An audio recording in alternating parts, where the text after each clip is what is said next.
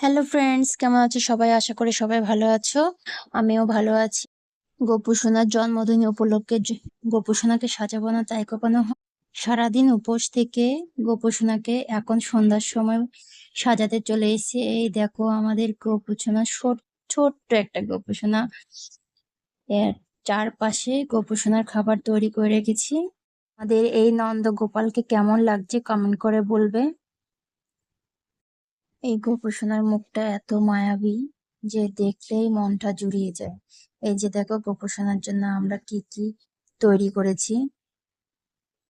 নাড়ু, তালের বড়া, সন্দেশ, লাড্ডু, তারপর হচ্ছে লুচি, পায়েস সবই করলাম। যা যা আমি পেরেছি, আর আমার সাথে আমার যা শাশুড়ি ছিল ওরাও মোটামুটি হেল্প করে দিয়েছে অনেকটাই। তো এখন আমি পুজোতে বসে পড়েছি। আমার ভিডিওটা একটু আপলোড করতে দেরি হয়ে গিয়েছে, তবুও বলছি তোমরা সবাই দেখো, আর ভালো লাগলে কমেন্ট করো। এই দেখো আমি এবার গীতা পড়ছি।